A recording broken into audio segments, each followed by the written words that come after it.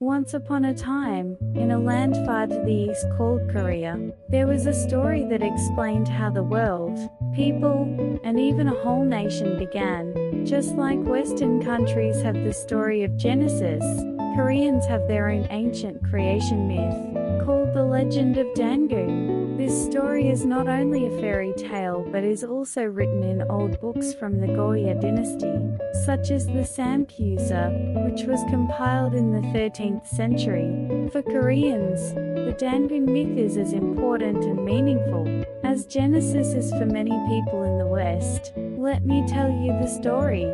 Just like an old fairy tale passed down from grandparents to grandchildren, this is about the Dangun myth, the founding story of Korea. A long time ago, high up in the heavens, there lived a great god, named Hwainan, the Lord of Heaven. Hwainan had a son named Hwonang. Hwonang was kind and wise, and he often looked down at the world below, wishing he could go there to help the people and make the world a better place. Seeing his son's good heart, Hwainan decided to let Hwonang go down to earth. He gave Hwonang 3 heavenly treasures and sent him down to the highest mountain in Korea, called Mount Tibik. Many believe this is today's Mount Paektu. Hwonang didn't come alone, he brought with him 3,000 helpers, and the gods of wind, rain, and clouds. Together, they created a sacred city called Sinsi, or the City of the Gods. Hwonang became a wise ruler. He taught the people how to farm, kill sickness, and live together peacefully. Under his guidance, the world became a better place. But one day, 2 animals, a tiger and a bear, came to Hwonang. They bowed deeply and said, "We wish to become human, please help us." Hwonang decided to test their patience and determination. He gave each of them 20 cloves of garlic and a bundle of mugwort, a special herb, and told them, "If you can eat only this food and stay in a dark cave for 100 days without seeing sunlight, you will become human." The tiger and the bear entered the cave. At first, both tried their best, but after only 20 days, the tiger grew restless. "This is too hard. I miss the sunshine and real food," the tiger cried, and ran out of the cave, giving up on the challenge. But the bear stayed. Day after day, she ate only garlic and mugwort, and waited patiently in the darkness. Finally, after 21 days, the bear was transformed into a beautiful woman. She was called Unnyo, which means bear woman in Korean. Unnyo was grateful, but she soon became lonely. She prayed under a sacred tree, wishing for a child. Hwonang, moved by her prayers and her patience, transformed himself into a human and married Unnyo. Together, they had a son named Dangun Wangjiem. Dangun grew up to be wise, brave, and kind. When he became an adult, he founded the very first Korean kingdom, called Gojoseon, in 2333 BCE. Dangun ruled his people with justice and wisdom, teaching them how to live in harmony with each other and with nature. He is said to have ruled for many centuries, and when his time as king was over, he became a mountain spirit, watching over the land forever. Let me explain the meaning of Dangun myth. The Dangun myth is much more than just a story. It is a symbol of unity and identity for all Koreans. Dangun is seen as the grandfather of all Koreans. His story gives Koreans a sense of shared ancestry, connecting them to both heaven through Hwonang and earth through Unnyo, the bear woman. No matter where they live or what their beliefs are, Koreans can all look to Dangun as a common ancestor.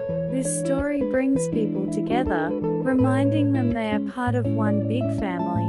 The transformation of the bear into a human shows respect for nature, and the belief that humans and animals are connected. The marriage of Hwonang, the sky, and Unnyo, the earth, symbolizes the harmony between heaven and earth. Unnyo's patience and perseverance in the dark cave are admired qualities. In Korean culture, her story teaches that good things come to those who wait and work hard. The Dangun myth is celebrated every year on October 3rd as National Foundation Day K-CGH in Korea. It is a day of pride and remembrance for the nation's beginnings.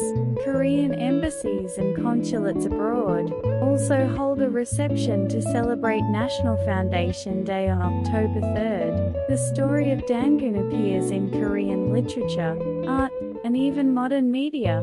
It shapes the way Koreans think about their country, their values, and their place in the world.